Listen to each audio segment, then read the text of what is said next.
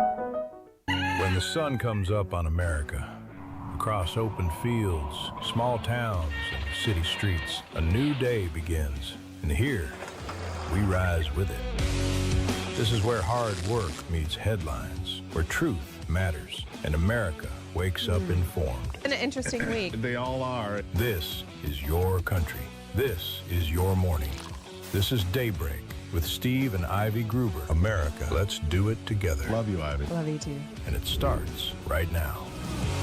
All right, welcome back to another day. Thursday morning as we kick it off, put the toe in the football, as they say. Glad to have you on board as we've got a lot to discuss today. Three big things this hour. Number one, Nike went full woke a few years ago. Let's just say that ain't doing it. In fact, the iconic sportswear company stock is tanking all the way down to a 12-year low. In fact, go woke, go broke. Old story. Number two, Democrats in Congress demanding the federal minimum wage be pushed from $7.25 all the way to $25 an hour. And it may sound great, but projections say that would cost more than 5 million people their jobs. And number three, folks, let's talk straight about what's happening to our country. All right? The Democrat Party is not just running candidates who fail to embrace American values. They're elevating people who actively undermine them. People who represent a clear and present security risk to every hardworking American. To put it simply, in the blind pursuit of power, the Democrat Party is surrendering to the radicals. This isn't about race or gender. It's about loyalty, assimilation, and whether someone puts America first on anything. Diversity for diversity's sake is not a strength when it means importing division, hostility to our laws, and open contempt for the culture that built the greatest nation on earth. It's killing the American dream and eroding the American way of life one election cycle at a time, it seems. Start here with me again. Abdul El Sayed in Michigan, the Senate hopeful. The left is pushing hard. Here's a man whose family ties raise serious questions about where his ultimate allegiance actually lies. His mother worked for an organization that provided direct financial support to groups tied to Osama bin Laden, the Taliban, and Hamas too. It's not ancient history. It's a live wire of radical connections. It's no wonder that his sister, a professor at the University of Chicago, by the way, celebrated the October 7th massacres and called for student intifadas in American streets, spitting on police officers and openly advocating to, quote, break this country wide open. Here it is. The good news is we did our job. We protested, we marched, we wrote, we called, we sat in, we blockaded. And you know what? Everyone is listening to us. The American public agrees with us. And yet, the genocide continues. Why is that? Because we do not rule this country. We do not rule the world. The masses do not rule the world. There is a tiny class of greedy capitalists who run this entire world against our will. We have reached the limits of what moral outrage can do. You know what we need now? We need power. You know, radicalism doesn't stay in the family tree by accident. It spreads through networks that reject the melting pot and demand we reshape our nation to accommodate foreign grievances.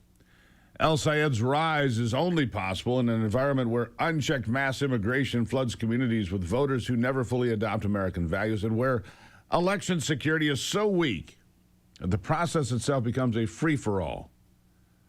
And that brings me to the larger problem. I've been watching this for the last few days. You probably have as well. James O'Keefe and Cam Higbee have shown us exactly how easy it is to game the system and to dishonestly rig elections. In one undercover operation in Minnesota, a fully covered individual, no ID, no registration, no basic knowledge of personal details, is told that a single person can simply vouch for them and for 8 others. No photo ID, no verification, just, I am the ID. It's absolutely absurd. Here it is. The vouching. Yeah. Vouching for? I vouch for them. Oh, great. Is that okay? Yes. How does that work? Well, if you're all in the same precinct, Yes. and you are already registered, which it looks like you are, you can vouch for them as ID for them. Oh, good. And no ID needed. I just vouch for them. Well, It's you're good. the ID. I am the ID. It's good. And can I bring 5 more from up to 8 people? That's a good thing. We go back and we get Krishna and Ernesto and Mohammed. Success. This is not democracy.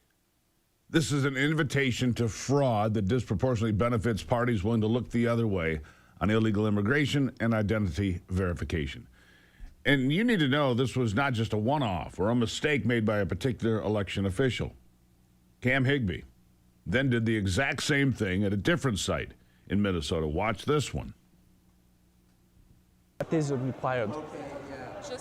You're already pre-registered, so nothing else. Just you'll sign something and we'll get your phone number. That's And it. then she vote? Yeah. Okay. Do we need ID? Nope. No ID needed? Her ID? She does not need ID? Nope. I have also 7 other people who I live with. Can they not registered?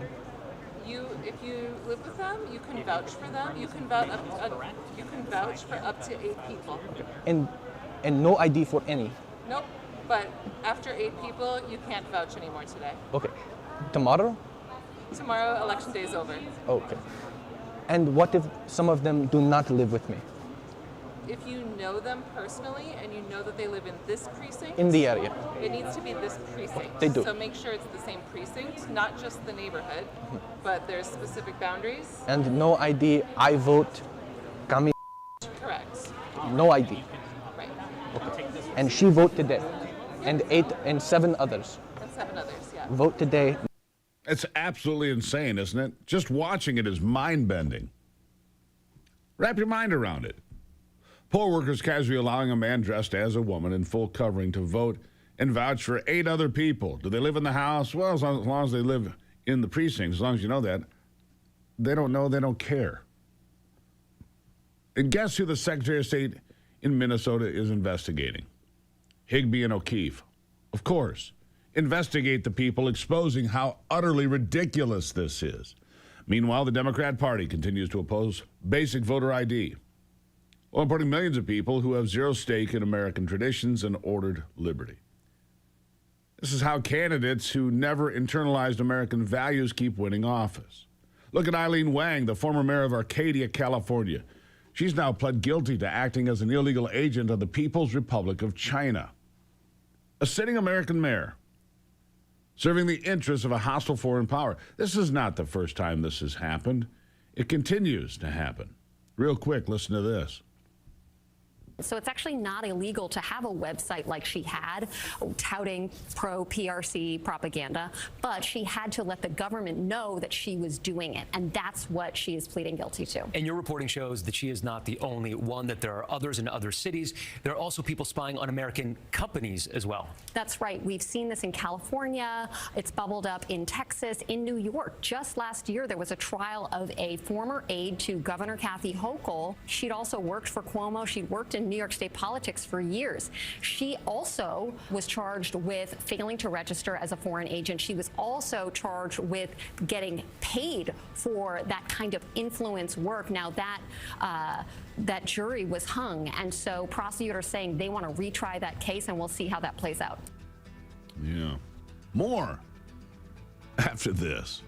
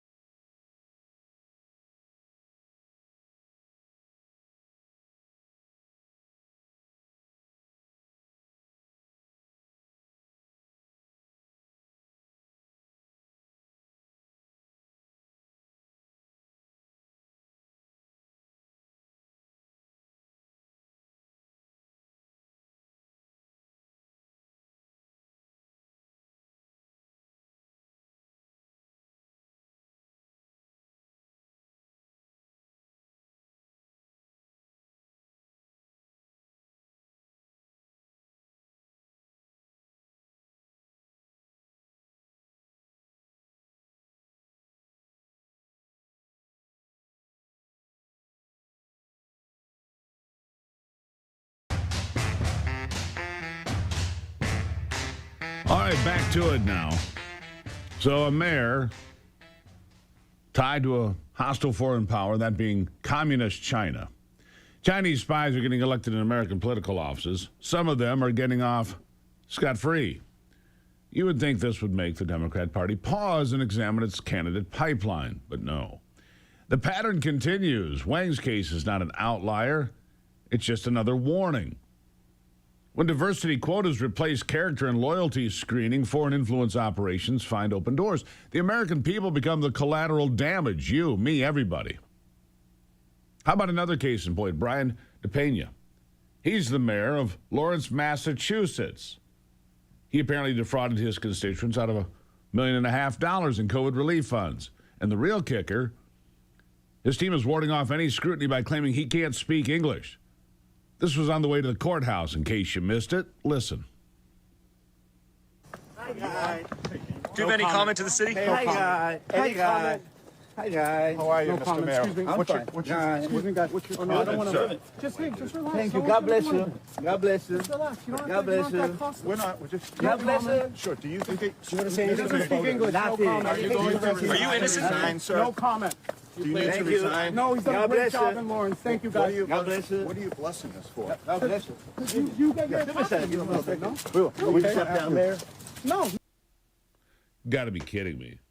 We're supposed to believe and accept that a mayor in Massachusetts, one of the 13 original colonies, doesn't speak English. This, despite the fact that DePena has tried to argue that he can speak English by essentially proving the opposite. Watch this.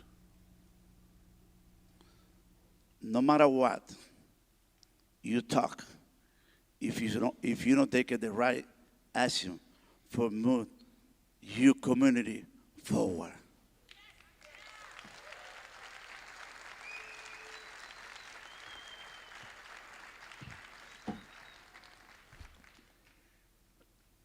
I don't speak perfect English. When I knock in door, never I promise to my constituency. I don't understand. I speak perfect English. I don't understand. Did nobody else want to be mayor? Did he run unopposed? How does that? I don't understand. How did he become the mayor of an American city? Any city. I don't care if it's a crossroads with 2 houses. The answer is that half that city, foreign born. This is what happens when mass immigration, weak election safeguards elevate people who never fully joined the American project to those points. They treat public office as a personal ATM and the rule of law. Psst, don't care. Finally, consider Gene Wu, the Texas state rep who has been recorded advising undocumented aliens, illegal aliens, on how to work around licensing laws, essentially telling people without licenses to just buy insurance and keep driving. Just keep cheating and breaking the law. Here it is. I just want to know, as a journalist who happens to be undocumented, how the hell do you get around Houston without driver's licenses? I mean, as undocumented people, you know, we were driving around. I was like, oh, I like that. But it was good for me to know that if you're undocumented, you probably shouldn't be driving in Bel Air. Or you should turn on the street, because then the police department of Bel Air is, you know, you'll get stopped more. That's the entirety of my district, right? We deal with this on a daily basis. And it's one of those things where we make an argument. There's practical argument about, like, hey, can we just provide them with some kind of a driver's license? Yes. So that at least we know that they have the minimal training needed to understand road signs and other things. Can we make sure that they have insurance? One of the things I tell people in the community, I don't care what your status is, make sure you have insurance, right? Because you can buy insurance without any kind of proof. And so, I mean, like, I've been in car accidents with people who I ask them for a license. They don't have a license. But I say, I don't care, just show me your insurance, right? And we just get their insurance information and we just go home. So we don't care if they have driver's licenses or can actually read signs or put people in danger or get people killed. Just show me insurance. A lawmaker coaching non-citizens, illegals, how to evade the law is not representing American values. He's normalizing lawlessness, shifting the risk onto law-abiding drivers and crime victims. In districts where illegal immigration has transformed the electorate, these candidates thrive because the old expectations of assimilation have died. Congressman Brandon Gill has said it plainly. The melting pot simply isn't melting. Here he is. The melting pot simply isn't melting. That's a problem. The foreign-born population is about as high as it's ever been in American history. What is the purpose of an immigration system? The purpose of our immigration system is to benefit our people. Historically, American immigration was predicated on two key ideas. One of those was you cannot be what's called a public burden. In other words, you can't come into the country and immediately hop on welfare and expect the American people to pay for your food and your housing, your health care, and everything else. The second was a concept of cultural assimilation. You were expected to come into the United States and to become fully American, not a hyphenated American. You're expected to adopt our customs, our core beliefs, revere our heritage just like we do. Part of the rationale behind drastically reducing legal immigration as well as illegal immigration is allow that assimilation to actually occur, for people to actually melt and recohere as an American society. Yeah, he's exactly right. Foreign-born populations are at historic highs. Welfare usage among immigrant-headed households sky high. You've seen the numbers out of Minnesota. Cultural assimilation has been replaced by identity politics. The purpose of immigration was always to benefit the American people, not to import new constituencies that reject our heritage, our language, and our laws. When Democrats chase diversity for its own sake, they produce candidates who see America as a platform for foreign causes, personal enrichment, ideological capture rather than a nation worth defending. This is not sustainable. The American dream was never about handing power to those who refuse to become Americans, for God's sake. It was about immigrants who arrived, learned the language, obeyed the laws, raised the next generation to love this country. Unchecked mass immigration combined with paper-thin election security has broken that model. The result, a Democrat Party increasingly comfortable fielding candidates who represent security risks, whether through terrorist networks, foreign agency, financial crimes, or open encouragement of illegal behavior. We can reverse this with voter ID. The Save America Act is critical, non-negotiable. In some form or another, it has to happen. I don't know how we get there. John Thune, extract your head from your, well, you know. I'll be back.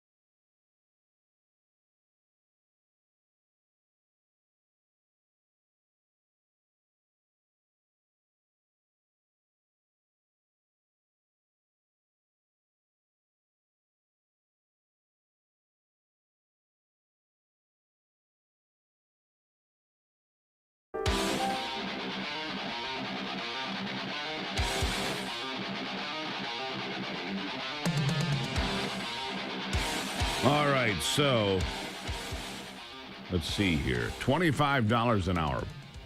That's what some on the left are demanding. $25 an hour is the minimum wage for the federal minimum wage. Texas, Florida, and some other Sun Belt states currently follow the federal minimum wage of $7.25. That's the federal minimum. But legislative efforts from progressive members of Congress are demanding the wage is $25 an hour within a couple of years. For large employers, smaller employers would have to reach that rate a little slower. The proposal would also eliminate the federal tip credit, raising the direct cash wage requirement for tipped employees to $25 an hour. Researchers at the Employment Policies Institute warned that a $25 federal mandate would be a total job killer. Total job killer. Yeah. 5 million jobs at least, maybe more. They would expect states like Texas, Pennsylvania, Georgia, North Carolina, Florida to suffer the largest absolute job losses. Can you imagine? Those states have benefited most from post-COVID migration, making the job market tighter. And the ones that would get hurt the worst, for a $25 federal minimum wage. These are entry-level jobs. That's what minimum wage is supposed to be, or a second job. If people have to rely on it as their primary job, okay, that's not a great situation. I understand that, but $25 an hour would destroy jobs, not help people out. Man, I slept good last night. I love the Ghost Bed. I do. 5 months now. The Aura Ring gives me a crown when I do well. I did well last night. Got a crown. Didn't double crown. There's 2 available every night. You can ring the bell once or twice. I rang it once last night for readiness, which means I'm glad to be here to see you. Anyhow, the Ghost Bed is American-made. You can try it for 101 days. It has cooling technology. It has power lift bed capabilities. It's got all sorts of technology built into it. I love the thing. I love the thing. So does Ivy. Ghostbed.com, promo code Gruber. Ghostbed.com/Gruber, promo code Gruber. You're going to save 10% off their Labor Day sale right now. 101 days. If you don't like it, if you really don't like it, you can call them up and send it back. No questions asked. Ghostbed.com. It's my personal favorite. Back after this.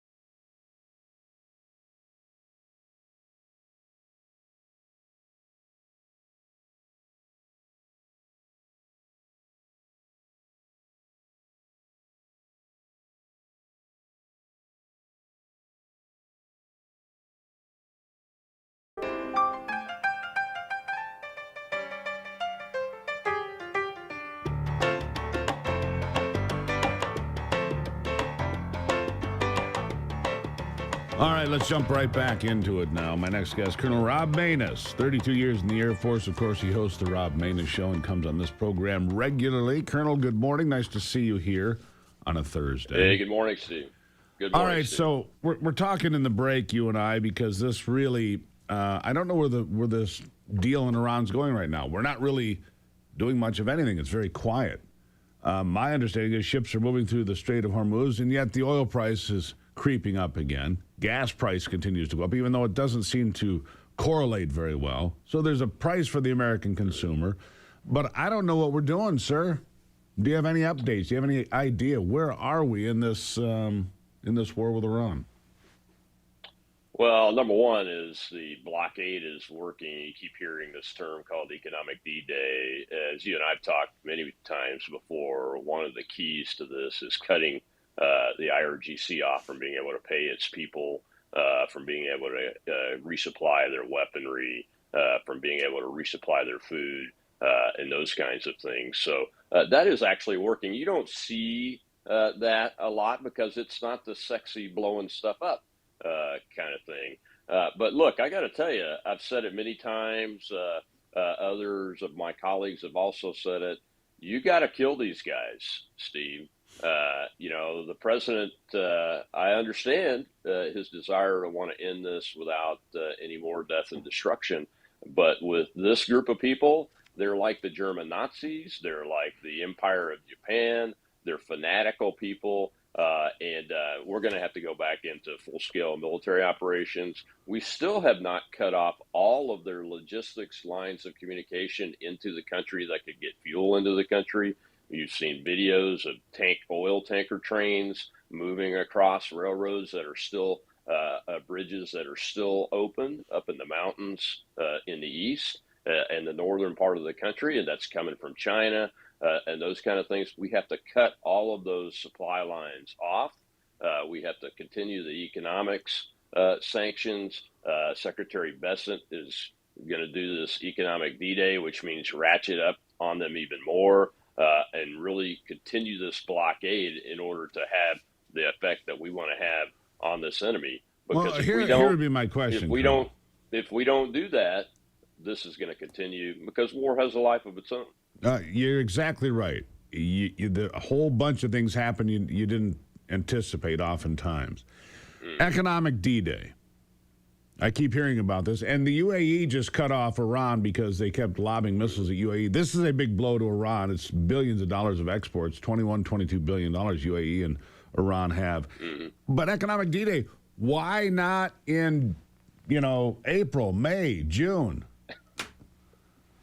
That's my question. Why now? Why did they wait so long? Sometimes it takes these countries to get on board. It takes time to get them on board before they'll believe what's happening. Look, the Arab countries and Muslims in general are very transactional, and they're going to try to do, obviously, what's in their best interest. And quite often, those interests don't align with the interests of the United States. And that's why they're quite slow to make decisions and take the appropriate action. And don't be surprised if they backpedal, too. So that's the way life is in the Middle East, and with this particular enemy, too. But I see more and more of our Arab allies coming on board and doing the things that need to be done. The UAE cutting them off is great news, but it should have happened, like you said. Why not do that at the beginning of this? That's my point. The allies act in concert. Exactly right. Yeah, it makes no sense. Yeah, sure, the Arab countries, the UAE leading the move to become much more engaged, I suppose. But Iran's been lobbing missiles at Turkey, Syria, the UAE, all sorts of people, and they've been given a pass. Is it because we're dealing with religious fanatics not just in Iran, but around the region?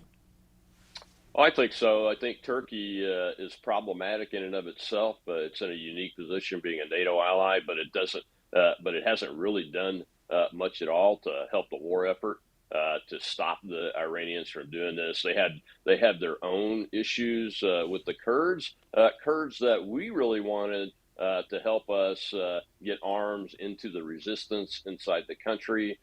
With the Turks, they don't want the Kurds to build up any strength at all. So there's a lot of complex, different issues happening. And we haven't even talked about the proxies yet, Hezbollah, Hamas, the folks in the West Bank, the Houthis, and those kind of things. All of those complicate these issues. And then you throw Syria in the mix when you start thinking about Lebanon and Hezbollah and Israel.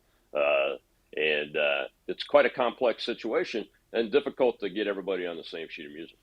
Well, absolutely true. You know, when Israel rejects a peace deal for Gaza, because here's another part of the problem. Israel does what Israel's going to do to look out for itself. A lot of people had the idea that Donald Trump is, you see this narrative. Donald Trump is told how to conduct the war from Israel. I don't believe that for a second, but we're in a place here where it's very uncertain. Economic D-Day, I'm all for it. Eliminating this threat, I'm all for it. But again, I'm after all this, where are we? I'm still sitting here going, where are we? And if there's still roots getting out, I mean, why have we have the ability to take out any bridge, any road, any transportation to export oil anywhere out of Iran? That should have been done months ago. Right? There should be no bridges left. There should be no ports left that they can take on supplies. Obviously, the blockade is working and those kind of things. But you mentioned Israel not taking on the peace deal in Gaza. Look, Israel's got its own problems, and they're big problems. Just go back to October 7th. So I understand where they're coming from, and I think probably the president's team does too. And they're going to try to, when they're doing negotiations, to do things like disarm Hamas, which I believe the president believes they're going to do it, but I'll believe it when I see it. That's one of those situations. And that's why the Israelis want to be very deliberate in that, I believe. Yeah. Obviously I'm an American and not an Israeli, but from a national security perspective, if America was in that situation, I'd be calling for our leadership to be very deliberate and take our time in the situation that we're in right now. Yeah. My guess is Hamas is not going to disarm until the last man. I mean, talking about fanatics, that might be the most fanatical group of all. Colonel, always good to talk to you. A lot more questions than answers today, and we'll see if any of that clears up in the weeks to come, sir. Thank you. Thank you, Steve. Really appreciate it. Colonel Manus, of course. AI can clone your voice, forge your signature, and create fake documents that fool experts. And criminals are using these tools right now to steal from you. It's called title fraud. And that's why my friends and sponsors at Home Title Lock are here to help. Your property records are public law, or public by law. Your name, your address, even your signature, all sitting in databases. You know this. A cyber scammer goes and pulls all this information together, and then they steal your home with a few signatures. They can borrow against the equity or even sell it behind your back. And that is why I use Home Title Lock. It's why they're a sponsor of this program. They monitor your property title 24/7, alert you of any changes, and if you're a victim, their team of restoration experts will spend up to $1 million restoring your title. So when's the last time you checked your title record? You can do it today. Use my promo code Gruber at HometitleLock.com. Get a free title history report, free, plus a free trial of $1 million triple lock protection so you can make sure you are not already a victim. HometitleLock.com, promo code Gruber. I've done it for years, so should you. I'll take a break and be right back.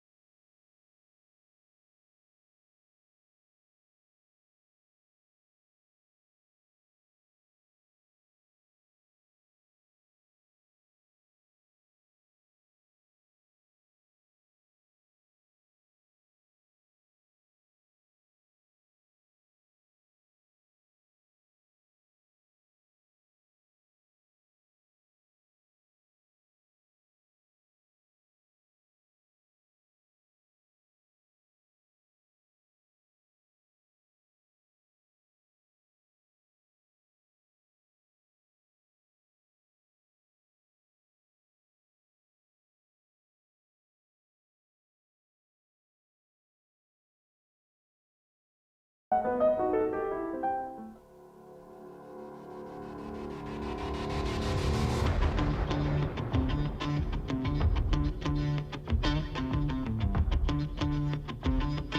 back to the program. Glad to have you here. As you know, we partner with people we believe in. Done that for years. We only partner with people and companies and programs that we have experience with and believe in, like Patriot Mobile. David Blees is the director and pastor of Patriot Mobile Faith, which is a big part of what they do every day. They don't just take their money and put it on the bottom line. They put their money, your money, to work. David, good morning. Good morning. Thanks for letting me be here. Tell me this, something new. What is Faith Mobilized, and what are you trying to solve for pastors and for churches around the country?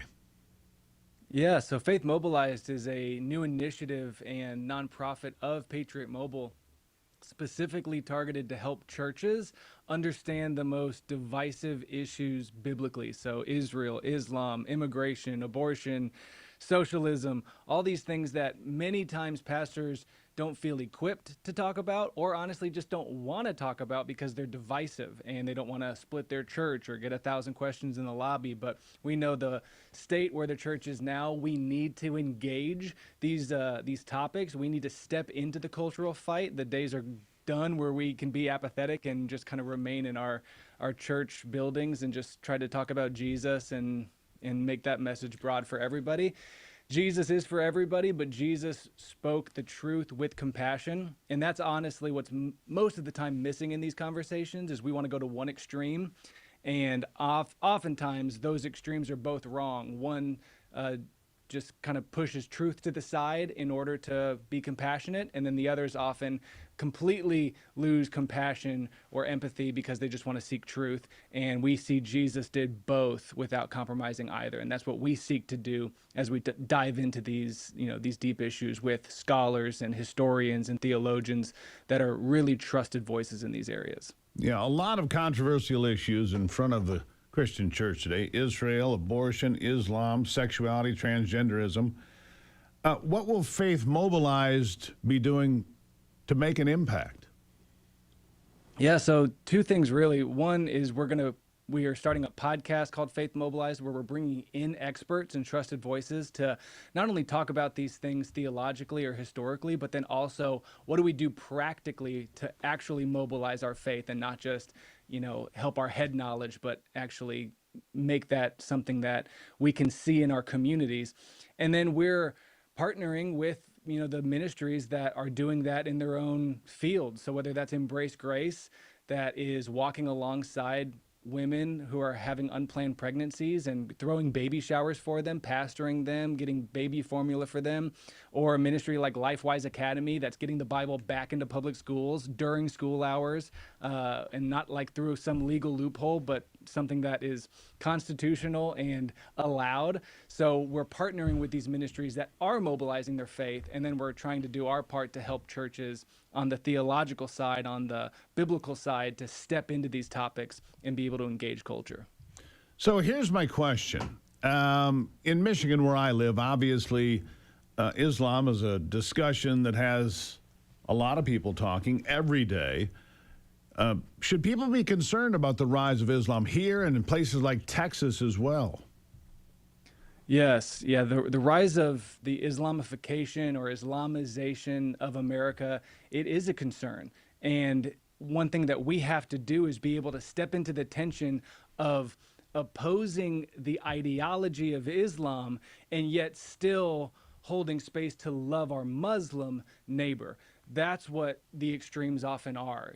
We just want to love our Muslim neighbor and never talk about the ideology of Islam and how that's incompatible with Western civilization, incompatible with the Constitution, directly in contrast to the Bible and in contradiction to the Bible. We have to talk about that. But that doesn't mean that we can't also love the Muslim neighbor in front of us. And if you truly love the Muslim neighbor in front of you, then that means telling them the truth and telling them the truth about what is in the Quran, how that ideology stacks up against Christianity and against Western civilization. So that's what we need to be talking about. And it's a hard line because in one arm, we want to ring the bell of, hey, this is going on and this is taking over our cities and this is changing the constitutional foundation of our nation. But at the same time, how do we do that with compassion, knowing that what we want to do is we want to love someone so well that they are introduced to the freedom of the gospel and of Jesus. So that's what we're trying to do. It's something that, yes, we do need to be talking about.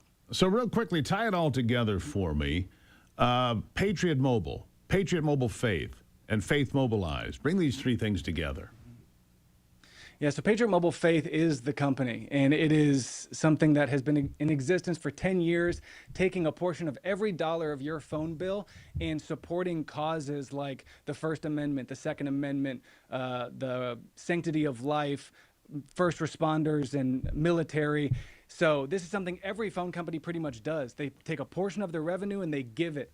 However, most of these companies are giving it to things that you would not align with biblically. So that's why Patriot Mobile was started, to provide the same great service, but have a portion of those dollars, your dollars, going to ministries and organizations you support. Patriot Mobile Faith is just a new initiative where that portion of your dollar is going specifically to on-ground, gospel-centered ministry. And Faith Mobilized is a nonprofit where we're just going to be mobilizing pastors, teaching about these topics, and hopefully engaging the church to mobilize their faith. Well, David, I really appreciate you being here and telling the folks about this. I think it's an important initiative, and I appreciate you sharing it with us here this morning. Thanks so much. It's a pleasure to be here. Really appreciate it. Now, recently, as you know, I was on the road in Montana, and one of the great new products from Patriot Mobile is called the Puck. Comes in this box right here. It's a mobile hotspot. Ivy and I used it all over Montana. It was great. Your Patriot Mobile service team is all American based. Patriot Mobile, like he said, defends the First Amendment, the Second Amendment, defends the Constitution, defends religion and Christianity in this country. It's pretty remarkable what they do. So when you pay your phone bill, you're actually getting involved. Go to patriotmobile.com/Gruber or call 972-PATRIOT. patriotmobile.com/Gruber or 972-PATRIOT. Find out more about this great American company. You get a free month of service right now using that promo code Gruber at patriotmobile.com. I'll take a moment and be right back after.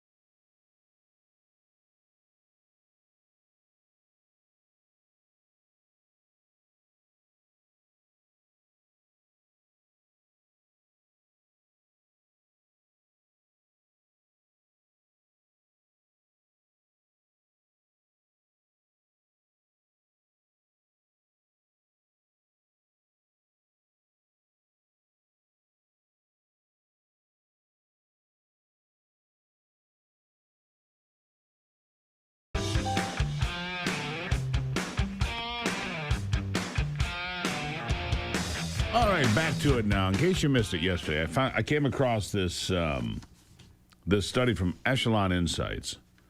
Echelon Insights did a deep dive into polling over the last 4 election cycles. They looked at 3,000 Senate polls, U.S. Senate race polls from 2018, 20, 22, and 24.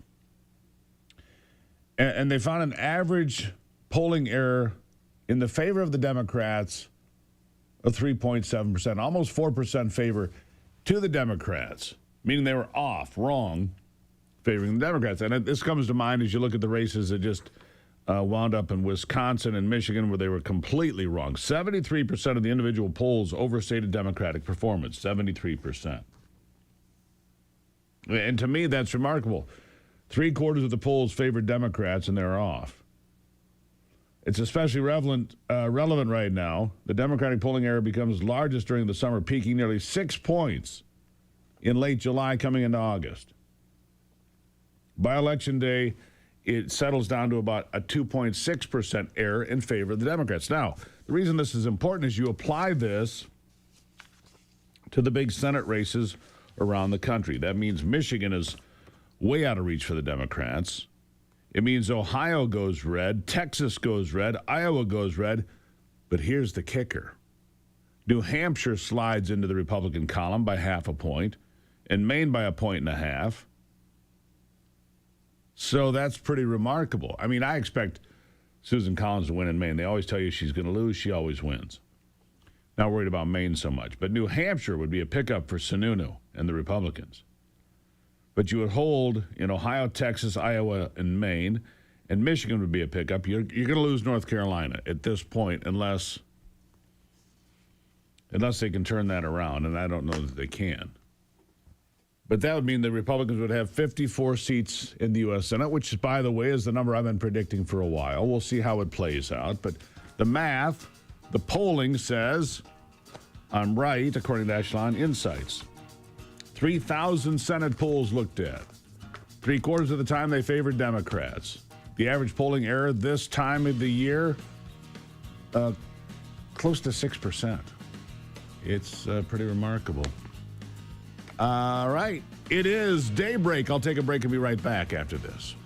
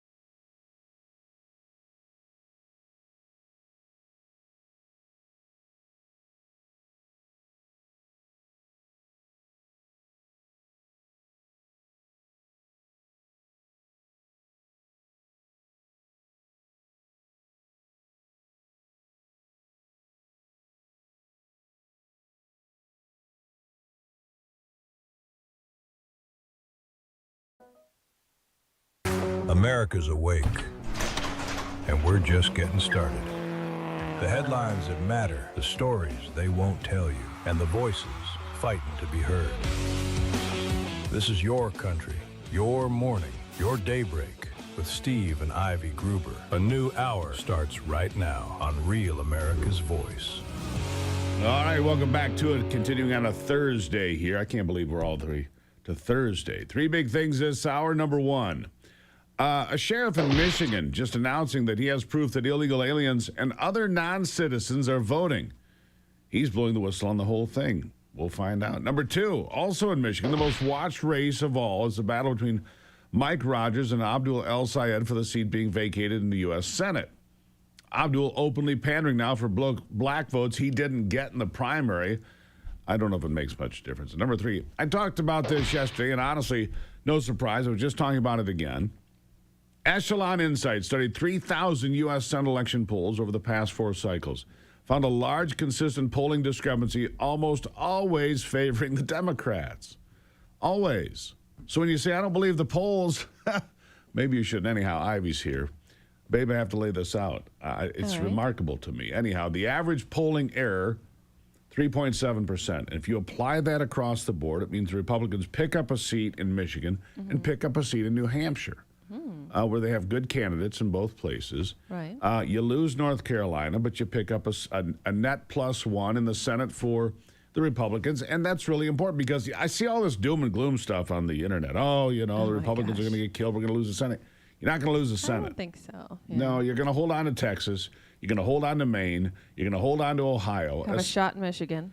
Well, yeah, better than a shot. Mike Rogers up 4 to 7 points right now. Michigan's almost, I wouldn't say it's a lock yet, but Mike Rogers continues to deliver on this. And look, I just saw another thing here today. Jewish voters banding together in Michigan. It says, let me see, the paper is titled Michigan Jews Against Extremism. We're Michigan citizens and voters. We are Democrats and independents. We are proud American Jews. We care about the safety of our community, the health of our political discourse, and the future of our country. We declare our intent to vote for Mike Rogers, U.S. Senate 2026. They represent about 2% of the vote in Michigan. So it's a significant group of people, right? Okay, and that's and more importantly, it's a group of people that normally votes Democrat. Right. I think at this point. Swinging this way. Yeah, absolutely. I think at this point, any Jewish Americans, I don't see how they vote for Democrats. I just don't see how that is possible. Well, I asked a friend of mine who's Jewish, and her response was, I said, who could vote for Abdul El-Sayed based on what he said, which are pretty anti-Semitic remarks. And they said, the response was self-hating Jews. That was her response. Oh, my. And this is a person, by the way, who you know, obviously. Yes. Lifelong Democrat, hated Donald Trump, would never vote for these people ever. Voted for Trump in 24. Yeah. Because she could see what was coming and what was already happening, and the anti-Semitism and the revolts on these college campuses and all this violence. All you have to do is go out there and actually read and listen to what people are saying and what's going on to educate yourself. It's pretty obvious that the Democratic Party is being overrun and taken over by extreme left. Yeah, whether it's anti-Semites, those that, because they hide behind, well, we don't like Israel, we're fine with Jews. Right. Yeah, I don't see that. I don't see the distinction. I see a lot of hatred for anti-Semitism.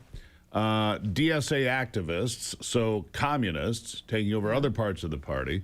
The communists working with the Islamic mullahs in some places, the imams, excuse me. In other places, this Red-Green Alliance, as it's called. Right.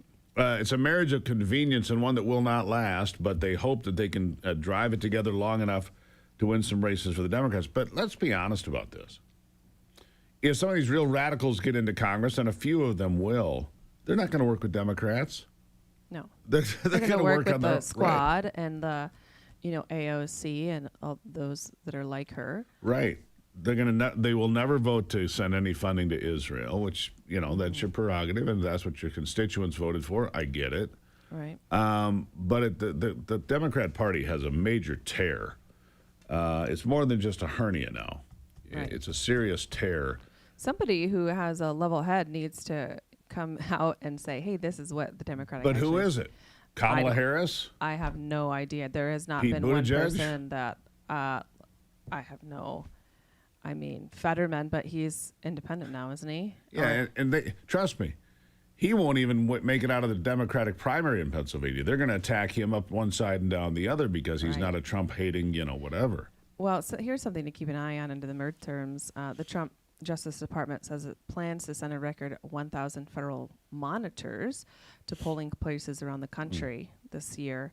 For some perspective, the DOJ sent 289 people in 2022 and 714 in 2024.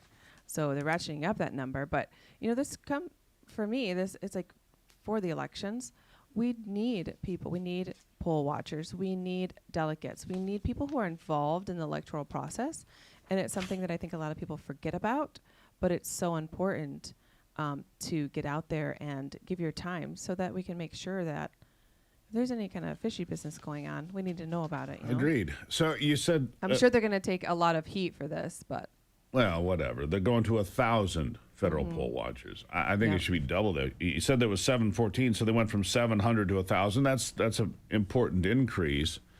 But a lot of questions about this. I mean, you saw what, James O'Keefe and Kim Higbee dressing up as Islamic women and covering their faces and asking to approve 8 other voters in Minnesota. What an absolute joke.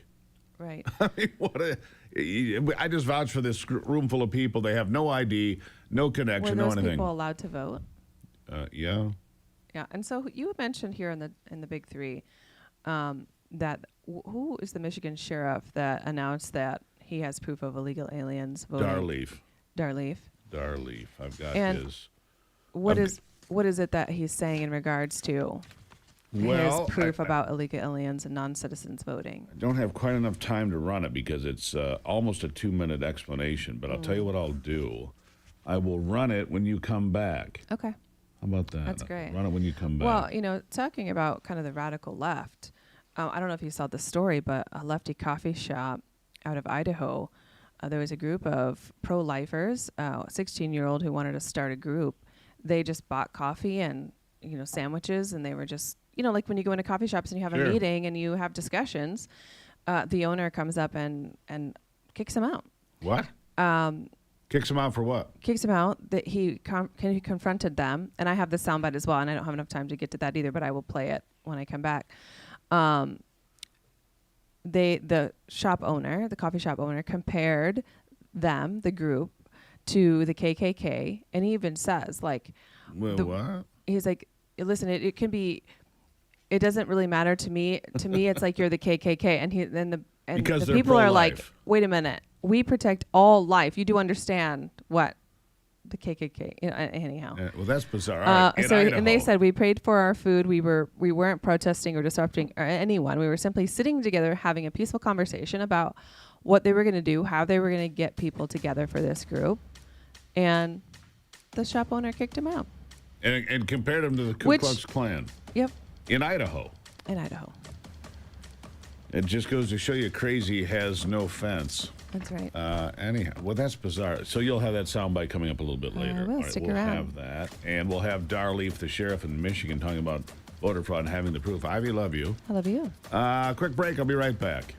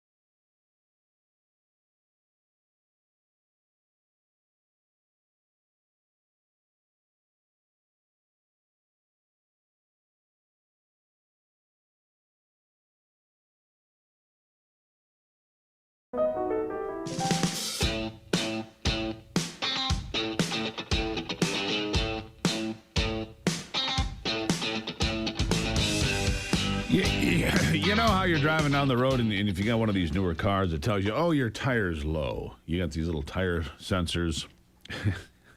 It's like, like it's down a pound. It's like, how much information do I need to drive a car? Somehow we survived for 100 years without all this information, but now California wants to ban inefficient tires. If my tire is low, is it inefficient? What does this mean? If it doesn't work, meet their demands.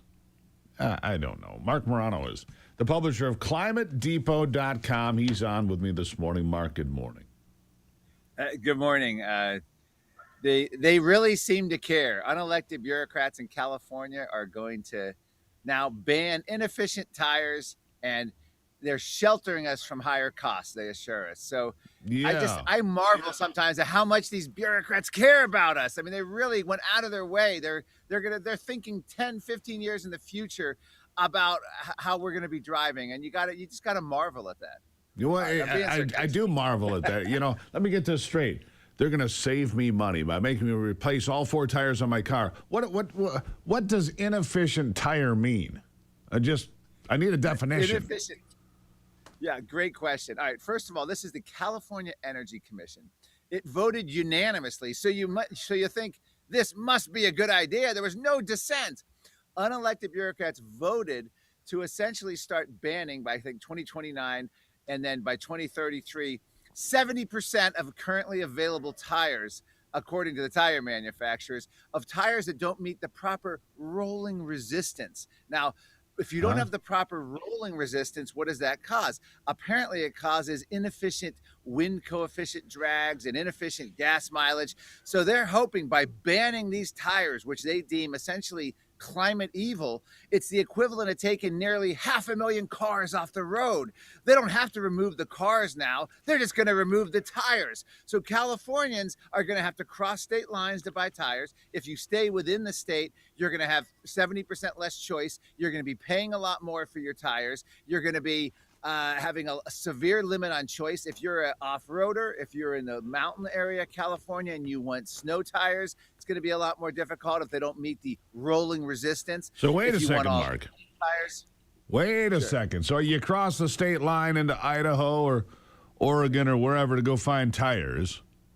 That's probably not legal. I mean, don't they have inspections, like quarterly inspections on your car, whether it's allowed to be on a California roadway? Yeah, well, they'll be stopping you to check the fruit. They'll be stopping you to check if you have illegal cigarettes. They'll be stopping you to see if you have illegal appliances. Just add it to the list of everything that's banned and illegal in the nanny state of California. Oh, good Lord. Regulates. In fact, if you have a house that hasn't been burned down by wildfires, you better not rebuild it because that's illegal. So you better be living in a tent next to a burned out hovel. That's how the California bureaucrats hope. But this is pretty serious. I mean, in all seriousness, California dreaming, smoking weed in a tent. Yeah. And free needles for free needles for everybody. I'm serious. How is this? Look, California has perfect weather a good part of the time. Yeah. It has spectacular oceans.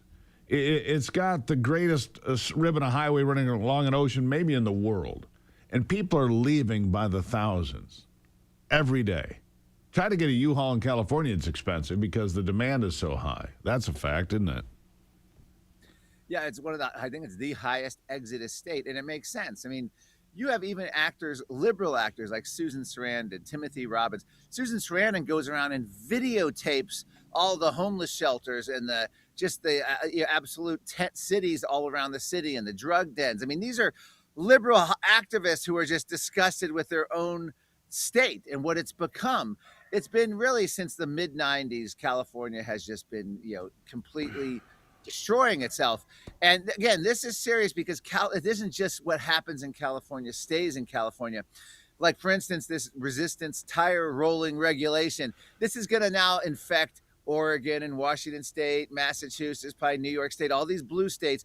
They're going to want to follow. And then tire manufacturers, because it's such a huge chunk of the consumer base will start affecting the rest of us. Our tire choices will drop. And this is how California led the way with the gas-powered car bans, with the EV mandates. So the Trump administration, I believe, should step in here and try to prevent this complete insanity, because California can end up being the tail that leads the dog or leads the entire United States with this insanity. Well, what can the federal government do, Mark? I mean, what can Trump do to step in here to make any difference at all? Well, for instance, on the EV mandates, they were able to step in using federal regulations, and there were actual court rulings saying California was violating its, essentially overreaching its authority, that they can't, as one state, start banning these vehicles. So there are certain things you can do under federal statute, under certain court cases, to prevent this, because at some point you can't let the insane one state start regulating the entire country. And that's the California vision. That's the California dream, by the way. California dreaming is that its policies will lead the nation. That's what they've been preaching for the last 20 years. They sure and that have. is one of the most dire threats to American sovereignty and freedom. Yeah. Mark Morano, greatly appreciate you as always, my friend. ClimateDepot.com. Find out, the truth. It's kind of shocking sometimes when you look at the mainstream media and then you see social media, then you go and find the truth at places like ClimateDepot.com. Eye-opening, Mark. Thank you for being here. Thank you, Steve. Appreciate it. Greatly appreciate you, Mark Morano. This part of the program brought to you by Great Lakes Pet Food, the best dog food you're ever going to feed your beast. We've been using it for years now. Yeah. GreatLakesPetFood.com. We love the product. It's tremendous. GreatLakesPetFood.com. Chicken, turkey, pork, great kibble. If you want to take care of your dog, this is the stuff. We went looking for American-made. We found Michigan-made, West Michigan. GreatLakesPetFood.com. All right, I'll take a break and be back. This is Daybreak.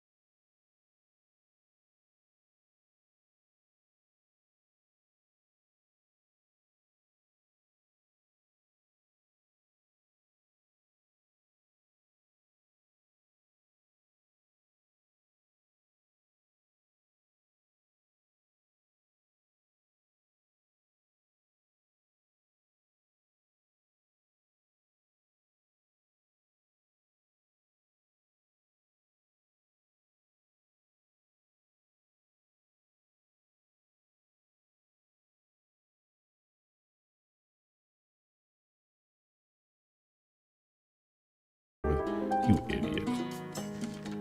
What?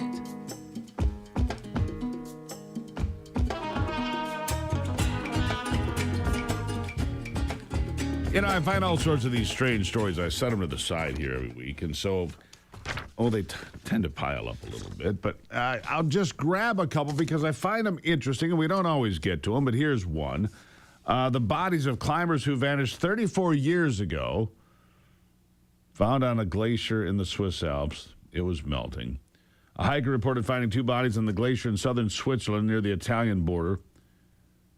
The bodies were taken to the Institute of Forensic Medicine, Wallace Hospital, Sion, for identification. A direct comparison of DNA profiles has formally established that these are two mountaineers who went missing in 1992. Two Belgian men, 39 and 41, when they disappeared. Wallace police maintain a list of missing persons dating back more than 100 years, primarily in high mountains and rivers. Due to the retreat of the glaciers, the remains of people who disappeared in the mountains several decades ago are repeatedly revealed. Oh, so the glacier, so wait a second, the glacier advanced for 34 years and now it's coming back? I see. Climate change has accelerated the melting of glaciers, with the retreating ice releasing bodies of climbers it's held for years. So wait a second. The glaciers advanced for some period of time. Now they're going anyhow.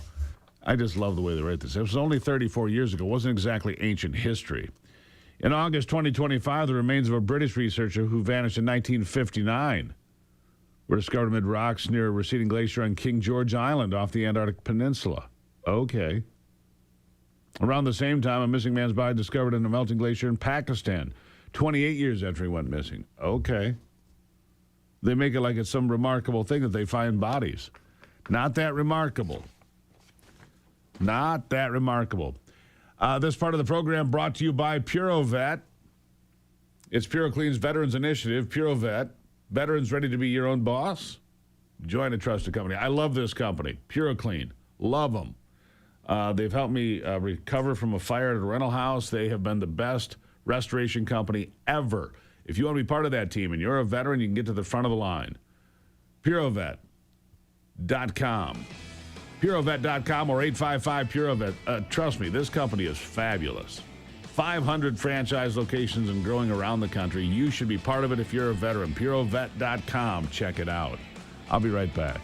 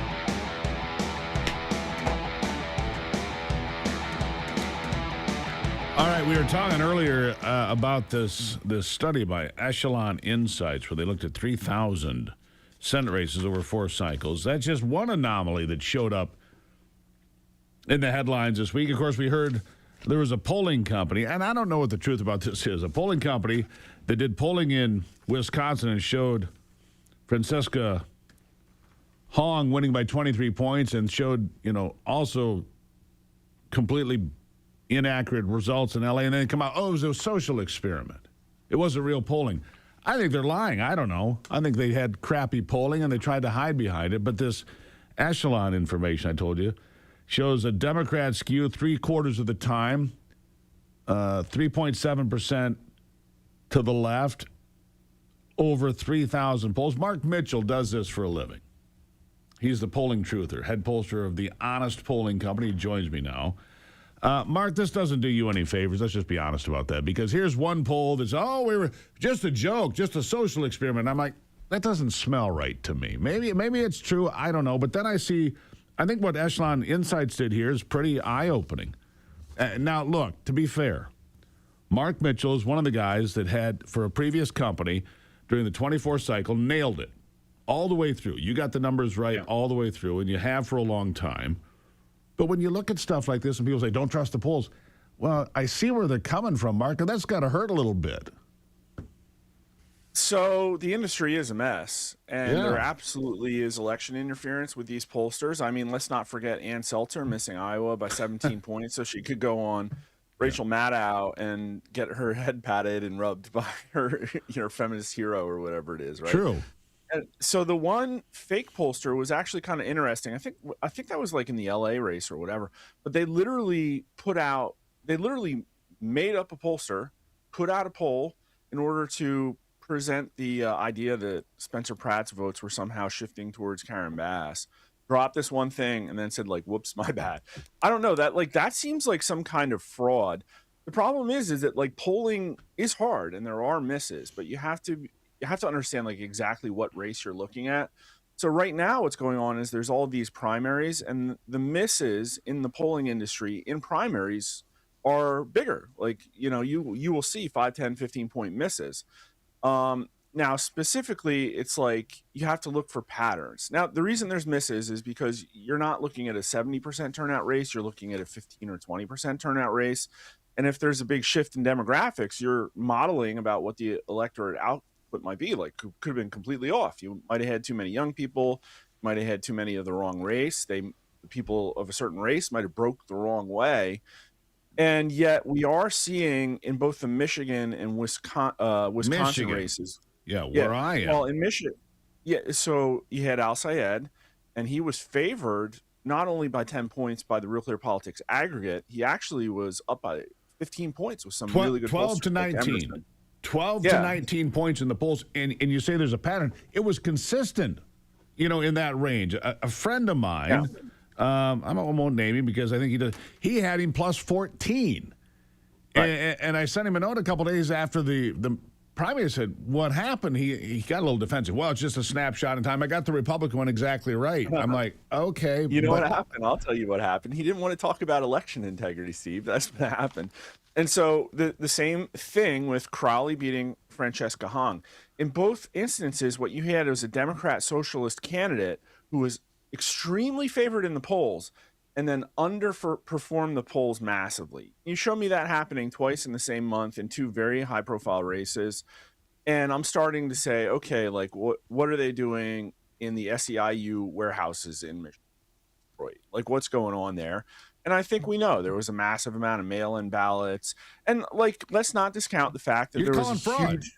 Mark, let's be clear. You're calling fraud on both Wisconsin and Michigan in the Democrat primaries. What I'm saying is I think there is fraud in almost every election, and I don't think there's a reason to just cover our eyes and ears and pretend that in Democrat races with the Democrat socialists that they're not going to do the same tricks that they try to do with Donald Trump. Now, is all of it fraud? No, I think some of it is a 10-to-1 fundraising, advantage that the establishment candidate had. Absolutely. But in the absence of any accountability, we're never really going to know like what the final answer is. But it's like, again, primary misses in polling are a lot more common than in generic ballot national races. So well, you mentioned the SEIU or whatever union it might be in Michigan or Wisconsin, but look, I know this on the ground from talking to people. The union bosses can go out and say, we endorse this Democrat, this DSA member, this whatever. The rank and file's like, we are not giving our benefits package of health, vision, and dental to the government. We've negotiated for this and bargained for this for years. No way on God's green earth will that ever happen. So the union people know that union people aren't going to vote for El Sayed. Wouldn't have voted for Hong either. So that creates a problem for them. Yeah, a lot of that, I'm sure, like all of the levers of power wanted the establishment candidate to win in both of those cases. Sure. In Michigan, in my opinion, They it was came too big close. to rig. Yeah, too big to rig in Michigan and not the case in Wisconsin. And the Wisconsin one was an even more egregious miss. And the betting markets had Hong winning like 99% to 1. I think we're going to continue to see these things as both the right and the left grapple with the idea of more and more on the left, a unhappy youth movement that is challenging the establishment status quo. Sure. Let me ask you this, though. Yeah. Let me ask you the Echelon Insights deal, going over 3,000 races, saying that they always, not always, but 3/4 of the time skew to the Democrats. They skew 3.7%. If you apply that math to the races now, first of all, I think Michigan is going to go to the Republican. I think that Mike Rogers wins here.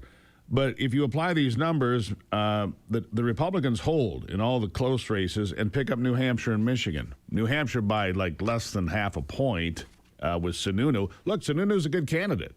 Mike Rogers is a good candidate. Candidate quality matters, doesn't it? Yeah. I mean, yes, but coattails matter too. And so when I looked at that, and I didn't dig into all the details of that analysis, I saw the chart. There were things that jumped out to me. Like, I've definitely seen this pattern of the polling in the summer favoring the Democrats to some extent. We went through this in 2024 when, after the Democrat National Convention, pollsters gave the Democrats about a 3 or 4 point bounce. And then it kind of faded because what happens is, as everybody gets to election day, they realize that I'm going to be measured by my final poll. I better make sure the final one's as close as possible. So they stop shilling for Democrats. Like, that absolutely 100% happens. Now, like, we can argue to what extent. I would just say that my polling in the House National Popular Vote, my polling in 2024, I think, was less than a point off, and in 2022, I think. And where are we right now? Well, so we got about a minute here, so we don't have a lot of time. The last generic ballot I did was D+4, and like, I wouldn't spike the football. There's a bunch of reasons why I would have weighted that more towards Dems and didn't. And then I'm looking at the Real Clear Politics aggregate right now. It's about Democrat +6, so it is tightening. I think there's a case to be made that the final vote at this point will be like between Democrat +5 and Democrat +8.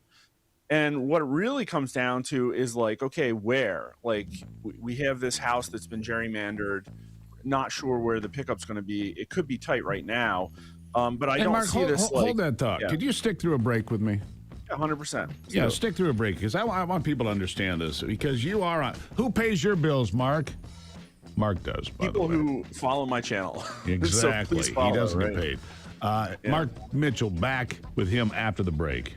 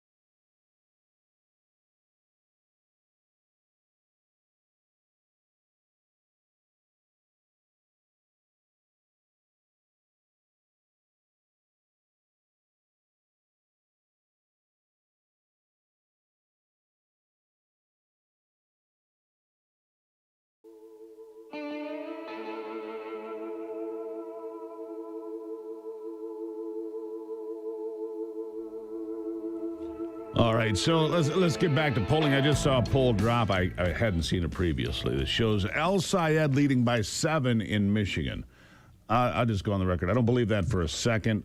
Look, I'm talking all sorts of old school normie Democrats that are friends of mine said can't vote for El Sayed, are voting for Rogers. I mean, these are people that I know that have never voted for a Republican in their lives, never voted for Donald Trump, will not vote for El Sayed. So Susquehanna comes out with a +7 on El Sayed. Mark Mitchell's still with me, the guy who, look, here's what's important about Mark to me. Yeah. You don't get paid by anybody. A lot of these pollsters are getting paid by this group, that group. You know, they have an interest in what the numbers say. They have an interest. I don't know about these polls. I'm going to guess that Fox News doesn't get paid. I'm hoping they don't. They had Rogers +4, but Fox News is generally a left-leaning poll from my experience. Yeah. You know, I don't know a lot of these people. Epic MRA is a Michigan-based polling company. They've got Rogers +3, and then here comes Susquehanna. I don't know who they are. Small sample of 800 puts El Sayed +7. I don't believe that. I live here. I don't believe it for a second. Anyhow. So we're talking about midterms again, which are going to have a smaller turnout than a presidential cycle. And the polling it's likely that there is a more of a polling miss in a midterm cycle than there is in a presidential cycle.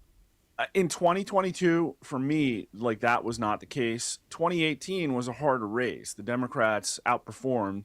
And it's like, okay, well, like, why did that happen? Well, you're starting to look at things that are tough to predict in polling. It's like, okay, well, they had this massive war chest from Act Blue, and they were running ads about how Donald Trump was a Russian asset.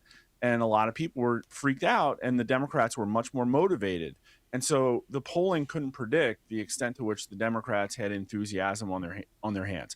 So we are still in the summer polling season, in my opinion, and you're really not going to, I mean, like, there are polls in Michigan that show that Rogers is going to win. One of them is Fox News, and Fox News is a lefter-leaning pollster. So you really kind of have these, like, you know, it's on the target. They're throwing darts at the target, but we don't know what that target's going to do yet.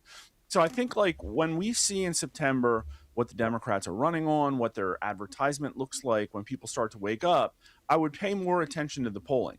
But what we've been tracking is, again, the national House popular vote to understand what's the overall picture. Is there a headwind for Republicans? Is there a tailwind for Republicans? No, clearly there's a headwind. I mean, it's a midterm election. They're in the White House. History dictates, except for a couple of exceptions, generally, the party out of power. But the problem look, my normal Democrat voting friends is the DSA is not what they signed up for. They're like, man, we're not communists. I saw the guy who won the Democratic nomination to run for governor in Florida. His name eludes me at the moment.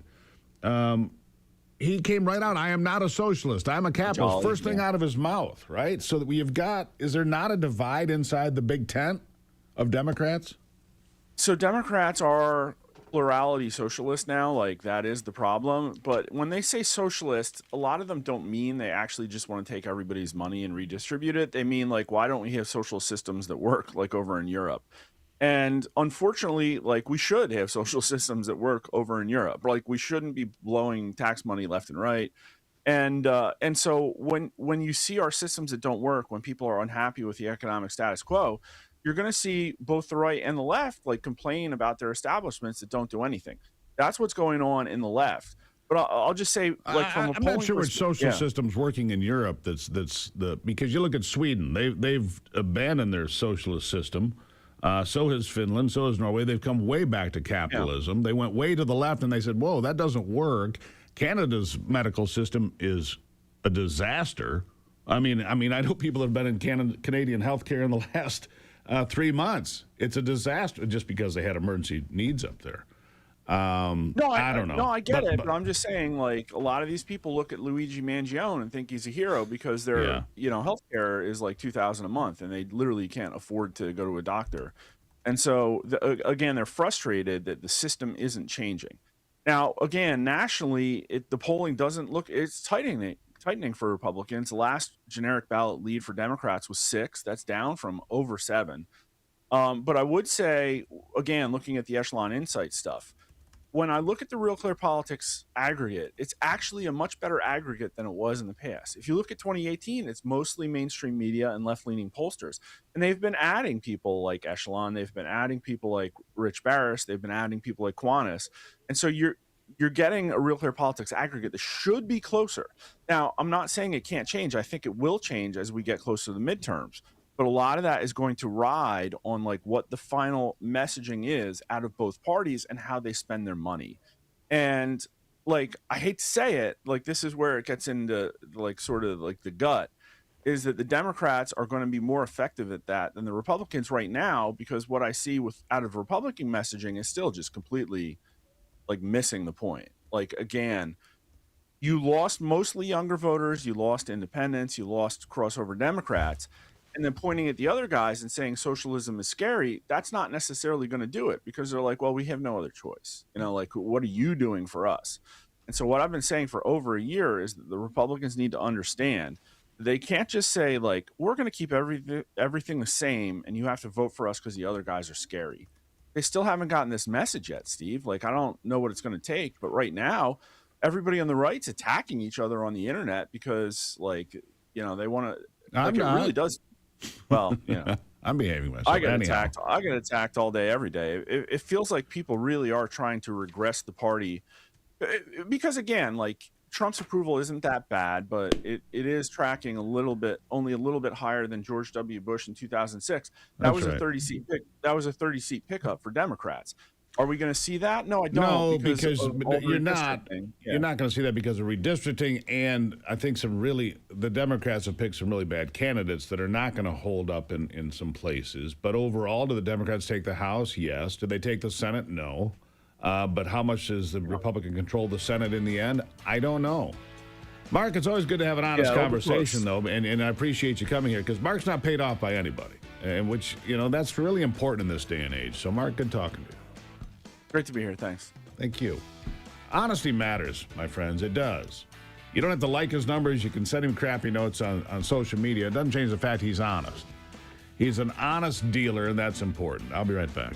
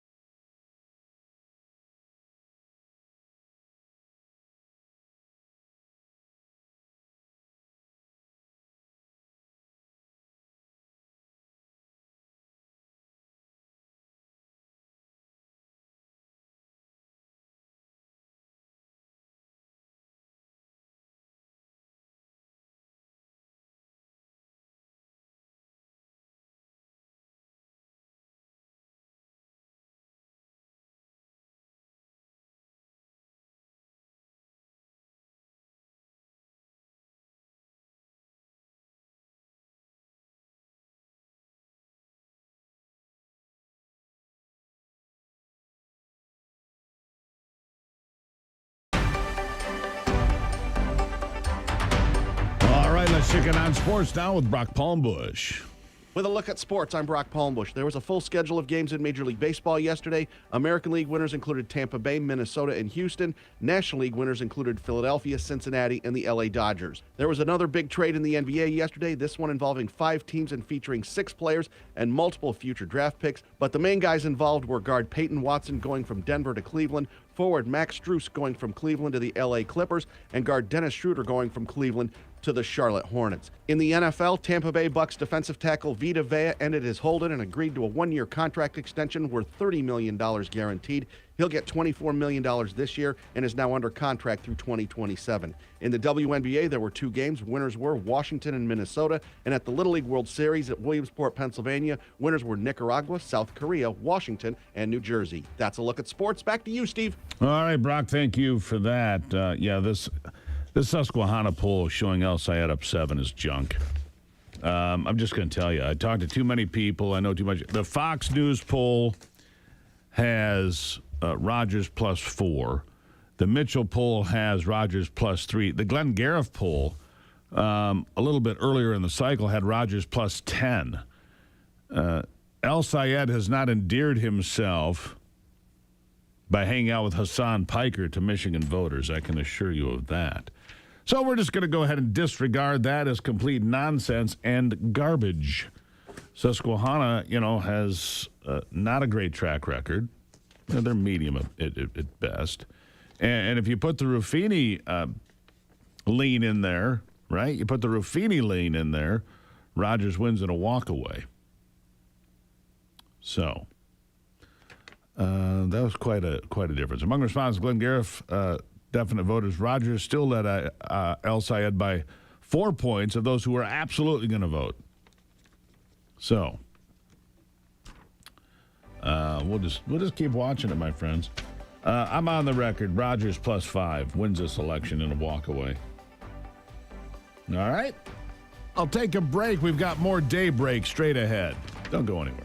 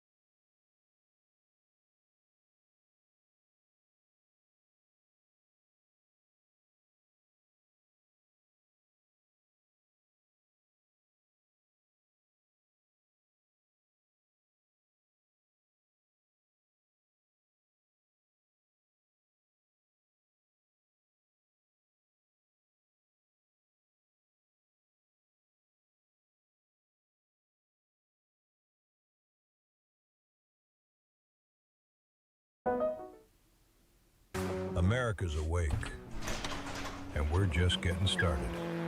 The headlines that matter, the stories they won't tell you, and the voices fighting to be heard. This is your country, your morning, your daybreak with Steve and Ivy Gruber. A new hour starts right now. All right, welcome back to it. Hour number 3 here of Daybreak. Got a lot to cover here today. Number 1, Iran is losing a key economic lifeline in the UAE as UAE says, we're not going to sit here and get missiles thrown at us and continue to send you money. That's over. Number 2, Nike at a 12-year low in stock value because you go woke, you go broke. That's the truth, my friends. And number 3, let's dig deeper into this Democrat-Republican messaging thing.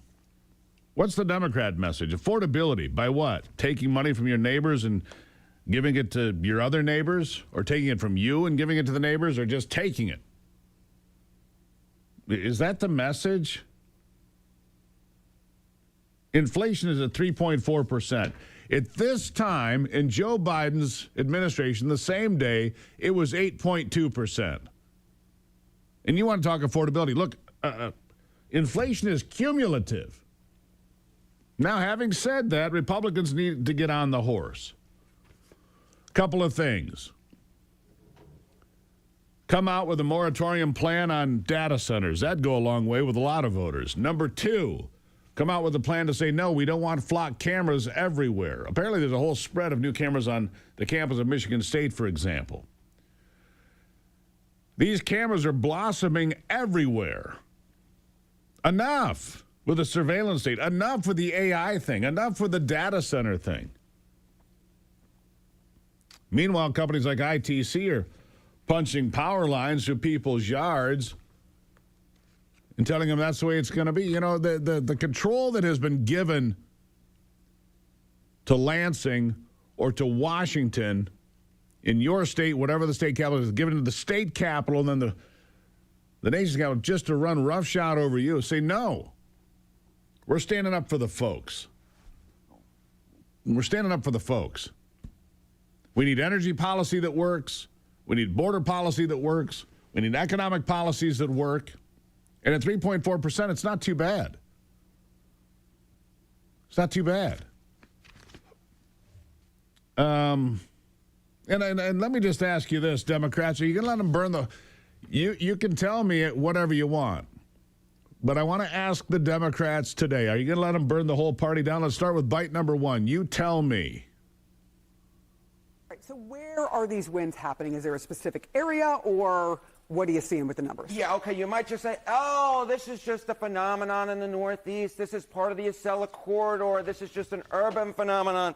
No, not really. I mean, take a look here. Where DSA candidates won primaries for Congress, they're all Democrats. Yeah, you got 3 in New York, but you got 2 in Michigan. You got 1 in Colorado. You got 1 in Florida last night running for the Senate. And you got 1 in Pennsylvania. So this is not just a Northeast phenomenon in terms of these DSA candidates who are winning primaries. Yes, they are primarily in urban areas, but they are happening across the map, from the Northeast to the Midwest to the Mountain West, and then last night down in the South in Florida. So this is happening across the political map. We are seeing it's a problem, Democrats. It's a problem. Are you going to let them burn the whole party down?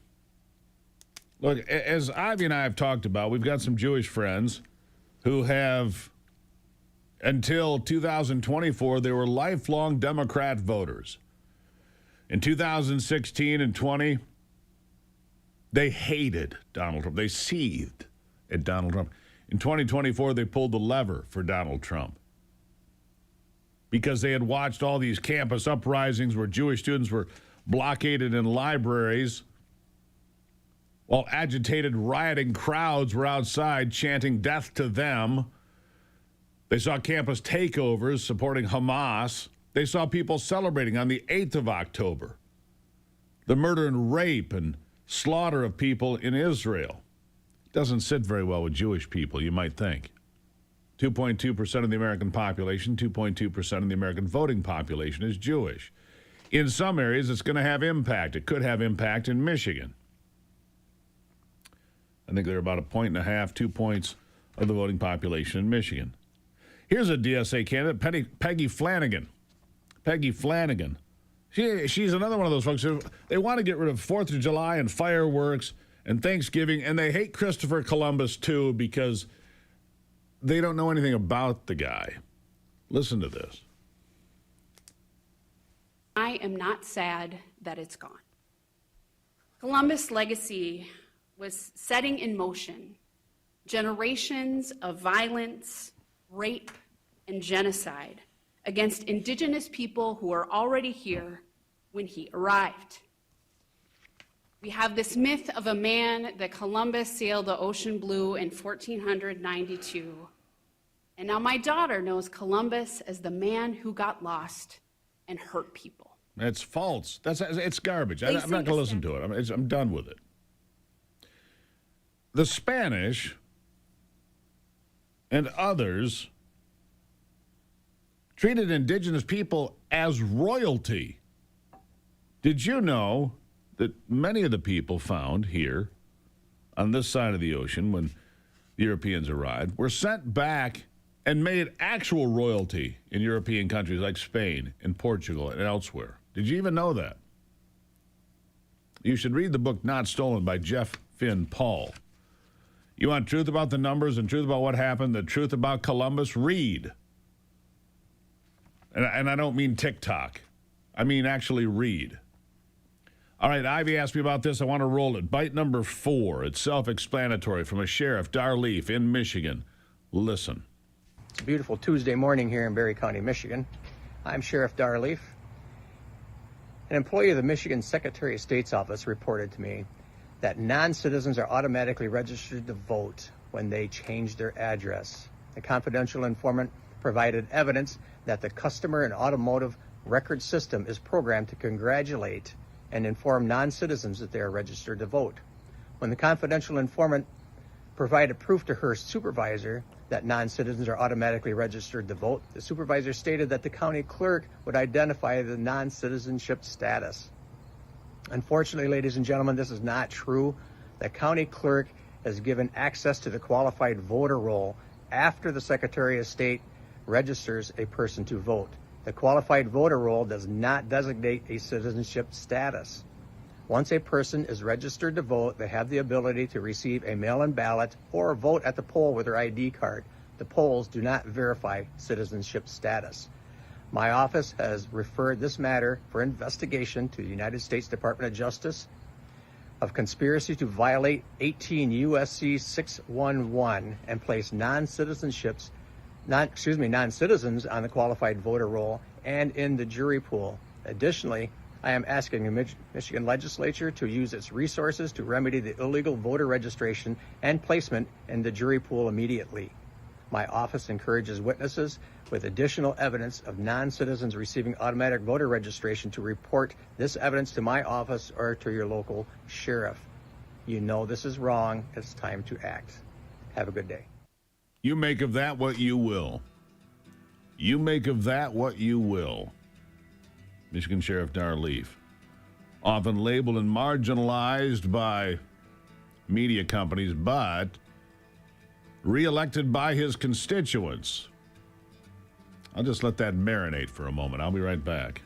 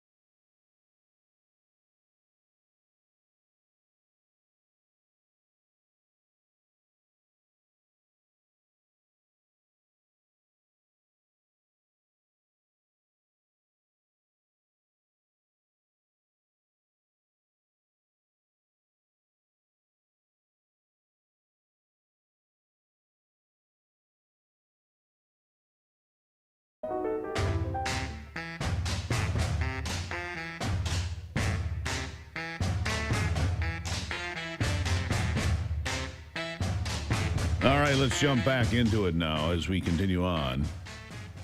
Really appreciate you being here with us today. Dr. David Barker is a U.S. Department of Education Assistant Secretary for Post-Secondary Education. He joins me now. Doctor, good morning. Good morning. Great to be with you. Nice to see you, sir. All right, so the Trump administration's higher education agenda, they're looking for a hard reset. What does that mean, sir? Well, it means that we're focusing on students. We want to make sure that their education is high quality, that it's affordable, and we also want to emphasize fairness in education, fairness in admissions, and fairness in the ideas that are presented, that different ideas are given a fair shake in the classroom. And we're doing that in all kinds of ways. We're demanding that universities do more for students. We're instituting earnings tests to make sure that any program, whether it's for profit or at a large state university, that any program leaves students better off, that they're earning more than a high school graduate. And if the program doesn't do that, it's going to lose federal funding. How about this idea? Student loan debt has been a big conversation for a number of years now. Kids that have $50,000, $80,000, $100,000 in debt and can't get a job in the field that they got a degree for. What would be wrong, sir, with the idea of the colleges and universities being co-signers on these loans? Why do the American taxpayers have to be stuck with a bill for a failed diploma? Shouldn't the universities have some skin in the game? Not just, hey, look at this great workout center we have. Look at this pool. Look at this recreation we've got. Oh, and the food court. Oh, my gosh, the food court. That's not higher education. That's a resort. If the universities that have these massive endowments of billions of dollars were forced to be co-signers on a loan, and you said, say, 5 years down the line or 10, whatever date you pick, if that student hasn't gotten a job in the field that you sold them a diploma for, you get to pay the bill. Why don't we do that? Absolutely right. I think that's a great idea. We don't need the lazy rivers in the recreation center. We don't need theme park universities. Absolutely. That would take an act of Congress to put universities on the hook for student loans. I think it would be a great idea. It would align incentives so that the universities would see that their bottom line was affected by their students' success. Some of the things that we're doing that we do have the authority for is putting common sense limits on student loans. We're setting, annual limits and lifetime limits on the amount that students can borrow, and that's already having an effect on tuitions. We put those limits in place for graduate programs, which before were unlimited, limited only by the cost of attendance, and universities could jack up the cost of attendance by raising tuition. Right. So by putting those limits in place, we're already seeing tuition coming down. Here's one place that I disagree with the administration, and that is leaving the door wide open for 600,000 to 700,000 students coming here from China. They're not here in our best interest. They take our information. They steal our intellectual property. They go back to China because they're required to share whatever information they found, whatever they've gleaned, whatever they've stolen, and take it back. I disagree with the president on this, and a lot of conservatives do. And he made the comment earlier this year, well, if we eliminate 600,000 or 700,000 Chinese college kids, some of these places will go out of business. Okay. That's not a business plan. That's a handout coming from Beijing. What do we do about it? Well, we are taking steps to limit foreign influence on universities. We have been gathering data and publishing data on every university and the amount of money that they're receiving from foreign governments. That's actually a program that we are transferring to the Department of State to administer. We also proposed, if you remember last fall, that universities limit the percentage of their student body that is foreign. And, there was a huge outcry from universities that they didn't want to do that. But I agree. I think that, we want to reduce the influence that foreign countries have on our universities, and we want to make sure that universities have American interests at heart. I also know that you are doing some positive things with trade schools.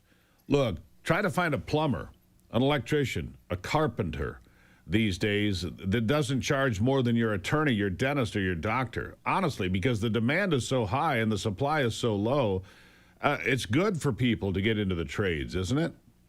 Absolutely. And that's why we've instituted the Workforce Pell Program. So for the very first time, Pell Grant money can be used for short-term occupational programs as short as 8 weeks that will put students on a fast track to careers in all kinds of areas, whether it's welding or plumbing or law enforcement. This has been, we've just launched this program. The secretary and I went out to Iowa to launch the first program that was approved, but there are many other applications in the pipeline and many other states and universities that are, and institutions of higher education that are starting these programs. So we expect this to have a big effect, but we're making sure that these are high quality programs. We have tests in place to make sure that students are getting good value from them. Doctor, I really appreciate you coming by today. And look, I'm asking real questions that real people want to know the answers to, and you didn't flinch from a single one of them, and I appreciate that. We need more honesty, more transparency, as they say in Washington, and I appreciate you being here, Doctor. Thank you very much. Thank you. Good conversation. What do you make of it? You can always send me an email, stevegruber.com. Look, America was built by communities that believed in hard work, integrity, and taking care of one another. All right, that's where we need to be. That's exactly how Old Glory Bank got started. More than 120 years ago, Old Glory Bank began as a community bank in Elmore City, Oklahoma. Today, the same foundation serves tens of thousands of customers in all 50 states through secure online banking while holding fast to the values that form its roots. Old Glory Bank believes banking should be personal, then provide real customer service from real Americans while delivering modern banking tools for individuals, families, and businesses. They're also preparing for the future by expanding into innovative financial technology, all while remaining committed to privacy, security, and financial liberty. Remember when banking was built on trust? Well, it still is at Old Glory Bank. You can find out more. oldglorybank.com/RAV. Go there today. Get on board. oldglorybank.com/RAV. I'll be right back.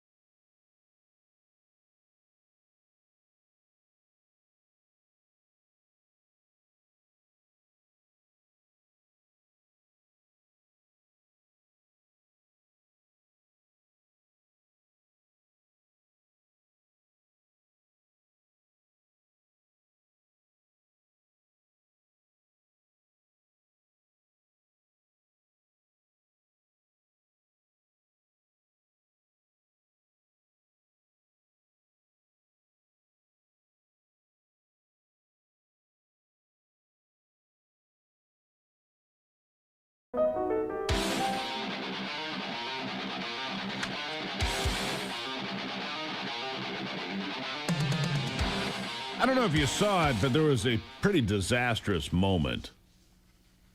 A pretty disastrous moment for Darlene Graham. She's Lindsey Graham's sister, who was appointed to fill out his term as a United States Senator, then decided to run for the job. She's in a runoff now with Ralph Norman, who's been in Congress for a number of terms.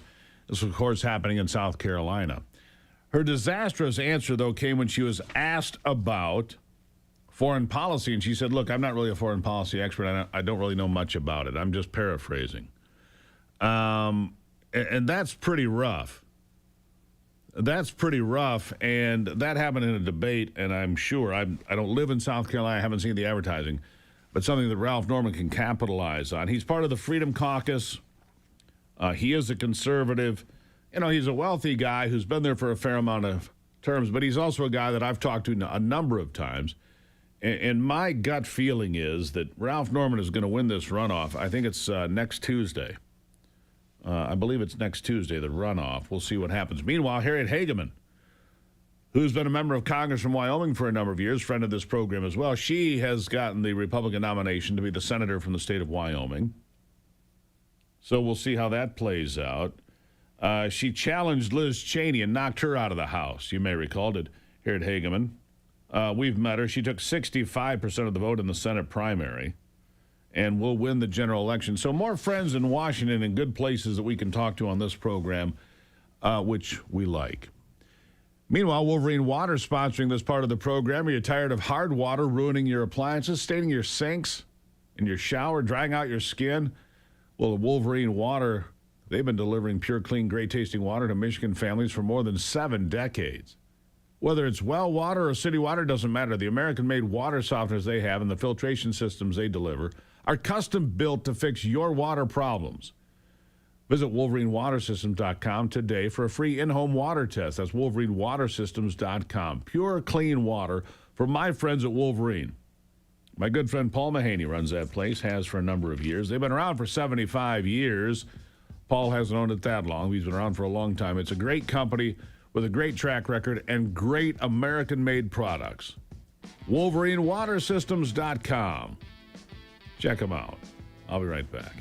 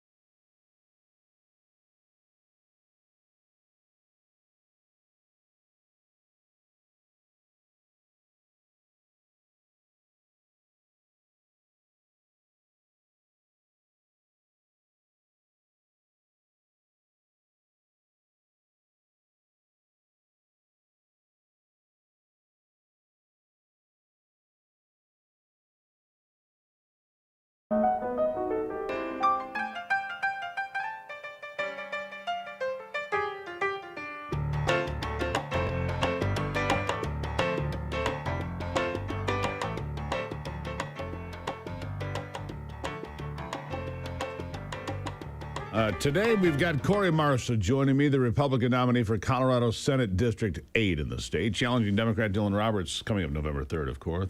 A fourth-generation Colorado rancher he is. He brought back Colorado's oldest brewery. Now he's running to save other jobs in Colorado's coal Fields. Corey, nice to have you on the program. Thank you, Steve. Thanks for having me. Nice hat. I need one of those, by the way. Appreciate that. I can make that happen. Tell me about the brewery you saved. I think that's interesting. What is the oldest brewery in Colorado? So the oldest brewery in Colorado is a brewery from downtown Denver called the Tivoli Brewing Company. It's started in 1859. So back before Colorado was a state, back when the state was just the territory, and eventually the state was just beginning. And a very famous brewery that lasted through Prohibition, but finally succumbed in the late 60s due to a lot of different issues that they were dealing with. But being a fourth generation Coloradan, it was a big part of my family, a big part of our history. So at some point I decided the brewery had to come back to life, and brought it back, and it's still going today and running strong. Look, I love Colorado. Don't love the politics, but I love the state for a variety of reasons. You've got you've got more elk hunting than any place in America. Your fly fishing is spectacular. Your whitetails are huge when you get to the southern part of the state and the eastern part of the state. You got some reals. And you've got the best mule deer hunting in America, but I'm not going to tell anybody where that is. I'll keep that secret to myself because I know where to find them. But the tags are hard to get. But the politics of Colorado have really gone wildly left. Why? I mean, it's an anomaly when you look at Montana, Wyoming, Idaho, Utah. Colorado's just an anomaly in the Mountain West, isn't it? It is, and it's really due to the influx of folks from blue states moving into Colorado. When you look at the history of Colorado, it's traditionally a red state, particularly when you're in the districts like the one I'm running for, Senate District 8, which is the northwest quadrant of the state, and probably where you do your hunting. Most of the hunting and elk herds, a lot of them are up in our territory, and the mule deer. But it's such an attractive state to be in with the outdoor recreation, as you mentioned, that it attracts people to want to move here. And I've often said our politics would be a lot better if every generation you're a native, you had an extra vote here in Colorado, because things would be a lot different if it was the people who built this state that are determining the politics. Last time I tracked down an elk in Colorado, I was near Hayden, Colorado, up towards the Wyoming line. Is that in your district? It is, and I was just there actually this last weekend at the Routt County Fair, meeting with all the folks, and that's part of our district. And it's that is a very rural area, as you know. It's beautiful. Some of the best ranching happens in that area. Some of the best foundation quarter horses and cattle have come from that area, and it's just a fantastic, beautiful area that's primarily, as we see in the rest of the state, it's rural, it's farming, it's ranching, it's mining, it's energy and energy exploration. But nestled in there is a town called Steamboat, where attracted a lot of folks from outside the state. Sure did. And now they outnumber the folks that have good, solid, conservative values and Western values. Steamboat's a beautiful ski resort for anybody who doesn't know. I met a man by the name of David Pratt. He owns a place called Three Forks. I'm sure you're familiar with the Three Forks Ranch, 200,000 acres in Colorado, 50,000 in Wyoming. Nice piece of real estate. You know, it's interesting because when I talked to him, was at the time he was ready to break ground in this brand new spectacular lodge that's now there. And he went to the state of Colorado, says, I want to build this. And he said, can you help me out? And they said, well, here's what it's going to cost you. Here's the regulations. Here's the property tax, blah, blah, blah. He said, you know what? Tell you what I'm going to do. I'm going to move that beautiful facility a half a mile and put it in the state of Wyoming, which he did. Because Colorado was so short-sighted, they didn't understand the value of having a gem like that. They just said, look, I don't have to build it. I'll go a half a mile that way.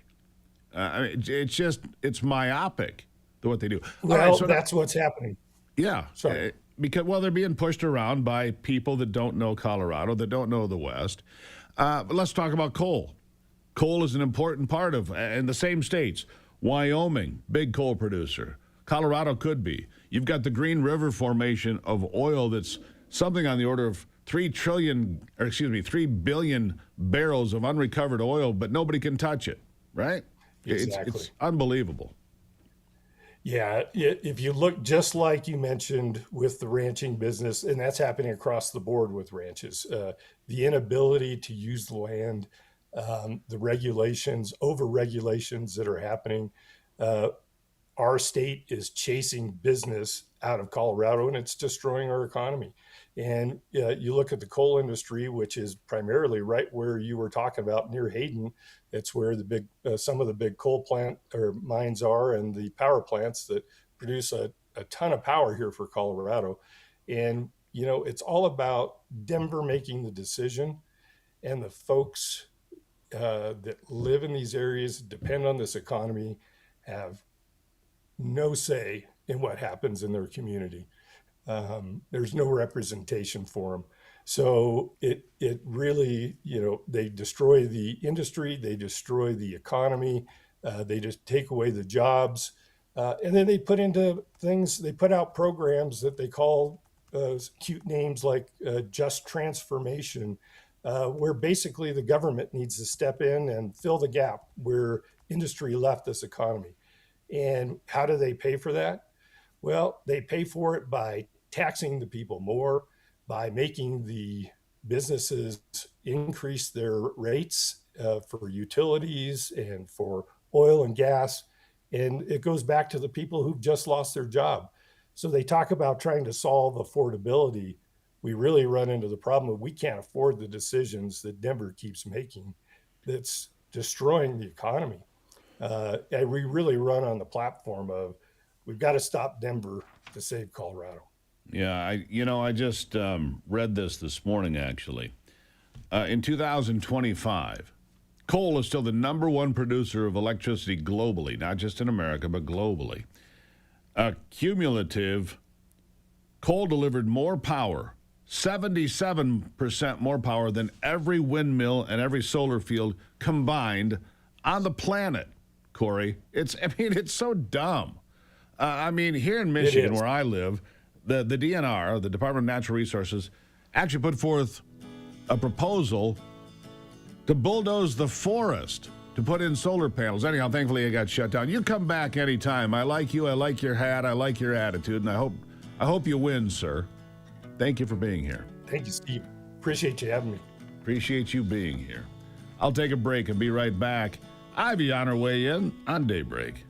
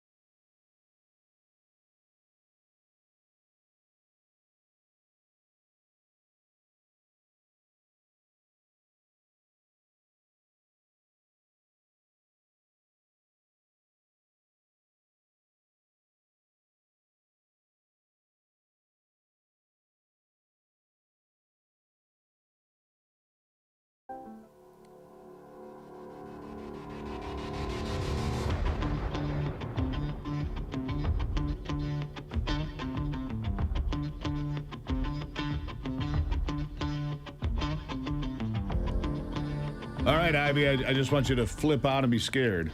Okay. Well, you Right. said something about climate change. Let's hear it. This is from Time magazine that used to be credible and relevant. How climate change is messing with your blood. Rising carbon dioxide levels in the atmosphere do a lot of damage. Heat waves, droughts, wildfires, superstorms. Knock-on effect. If we remove all the carbon dioxide in the atmosphere, all the plants would die. That's right. So let's get a clue, people. Hello. Yeah. Simple. Anyhow. That's pretty good announcer voice, Steve. You've been working on it. Heat wave, droughts, wildfires, and superstorms. My gosh. Yeah. There you go. I thought you'd like that, Brock. Anyhow, you know what I'm going to do? I'm going to go ahead and not panic. Just, I'm going to go on. Well, you do know that climate change explains everything. It's magical. It snows too much, climate change. A drought, climate change. Storms, climate change. And by the way, just for the record, no, storms are not getting worse. And I rely on places like Michigan State University that have kept track of these things. And now, I only go for printed reports, right? Mm-hmm. Hottest temperature ever recorded in Michigan was Mayo, 112 degrees in the 1930s, because that was the hottest decade. The worst decade for hurricanes, the 1950s. The worst decade is that Dust Bowl time? What's that? Dust Bowl is that the 1930s? 30s, yeah. The worst decade for tornadoes, the 1970s. We haven't had an F5 tornado in Michigan since 1973. Well, I think that climate is cyclical. I believe and there are so many factors that are at play that we just have no idea. We know some of the things that are at play, but listen, we cannot predict weather very well, and that is just the case of it. Other than that, I'm not sure there's much more to say about it. Yeah, like, whatever. Okay, if there's storms, if there's heat, if there's cold. I mean, I remember a few years ago, we don't think we had one 80-degree day in Michigan. There was a summer. Where we live. Yeah, since we've been married, might have been 8 years ago, whatever it's been. Yeah. We had 80-degree days. We did not break 90 degrees the entire summer. Well, I know that there were a few 80-degree days too, like not very many. Exactly. So, I mean, I know that climate change explains everything, and an Amazon customer in Texas was not enthused when her first drone delivery order was dropped into her swimming pool. Are you playing this, Anthony? After hearing the loud buzzing of the drone arriving, she ran outside to record the delivery, and to her surprise, it landed in the pool. Maybe Amazon has a little bit of work to do on their drone deliveries, but there you go. Hold on. I stand corrected, by the way. What's that? I just wanted to bring that up. Okay, so back to drones here. I just got a little research there that popped up. You got distracted? Driving home from football practice last night, I didn't even tell you this. Okay. We drive by, and the kid looks over and he goes, "Hey, did you see that?" I said, "See what?" "A giant 8-foot drone." I said, "What are you talking about?" He said, "Go back." There was a drone in the back of a pickup truck that hung over either side of the pickup truck by at least 1.5 feet, maybe 2. It was gigantic. So it was 2 feet over the bed. It was this giant thing. Yeah. And it looked to me like it was just an older pickup truck, and it had some sort of a water tank of some sort in the background. So I think that it was some sort of an agricultural machine, drone. Mm-hmm. It was big enough to carry you or me. Wow. I mean, and he was right. I mean, it had a special platform, so it sat up like there's railings on top of the deck, so it sat there. Like sometimes you'll see an ATV or something in the back of a pickup truck. Only it was 4 times as big as an ATV. It was gigantic. Interesting. It was remarkable. The rotors on it had to be 2 feet across each one. Really? Oh, I wonder what it was being used for. Sparks my curiosity. I don't know, but it was interesting. Anyhow, You didn't knock on the guy's window and say, "Hey." It was in somebody's yard. I decided not to go up and say, "Hey, how you doing?" Might be a little awkward. Yeah. So I haven't given any nutrition advice recently, but here's something to think about the next time you reach for a soda. So a major news study, says drinking just one sugary beverage a day could be associated with a dramatically higher risk of stomach cancer. Researchers at Mass General Brigham looked at more than 112,000 Americans over decades, and here's what they found. People who drank at least one sugar-sweetened beverage every day had about 2.5 times Hold the on. risk of developing stomach cancer. I have to ask you this. Yes. 12 ounces, 16 ounces, or a super double big gulp? Right. Well, What counts as a sugary drink? What size? it doesn't, but the study did not particularly say the size, but it is high fructose corn syrup, which is the culprit. So anything that is in your drinks, in your anything liquid form, or even like say your condiments, always be on the lookout for high fructose corn syrup. It is not good for your body in any way. And for women drinking more than one sugary beverage a day, the risk was more than 3 times higher. What's the difference between cane sugar and high fructose corn syrup? It's all the same stuff. Well, it's a concentrated form of sugar, and it has a much So higher sugar is a glycemic. concentrated form of sugar. Well, it has a much higher glycemic index than sugar, like fructose that comes from fruit or lactose that comes from milk. The thing is, added sugar is poison. You know this, Steve. I know. Sugar is poison. So it doesn't matter. I mean, yes, you put a little bit into your... well- it's just the same thing about alcohol. Alcohol is poison. Right. It just depends on how much you're willing to put into your body. Which comes back to my mother. Everything in moderation. Yeah. Sugar, alcohol, But cocaine, whatever. I would say that, you know, if you had cane sugar in... What did you just say? Did you say cocaine? You're not part of that, like, Penn State ring, are you? Well, you know, the shipments have somehow been interrupted. I don't know what happened. It's not coming my anymore. word. Okay, we gotta Do leave it not there. tell people this. They will think that you're being serious. Everything in moderation, my dear. Everything in moderation. It's a great weight loss program. There's Ivy, some things that I could say that I disagree on that, but we'll leave it there. Love you. Love you. We'll be back.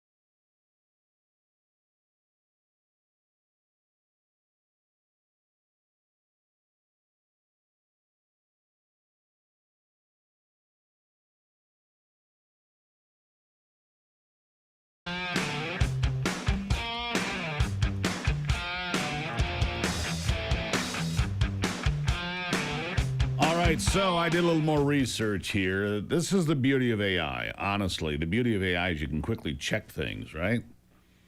And so Let's see here. So I did a little quick check here. I found that the last F5 tornado in Michigan was 1956. April 3rd, 1956. And in fact, the last F4 hurricane in Michigan was 50 years ago, March 20th, 1976 in West Bloomfield. And I find this interesting because they keep telling us that climate change is triggering more storms and more powerful storms. Well, that's certainly not the fact in Michigan, obviously. Michigan is a useful example. If we use violent tornado occurrence as the metric, the fact that Michigan's 2 F5s occurred in 1953 and 1956, no F5 since, does not demonstrate any increase in violent storms.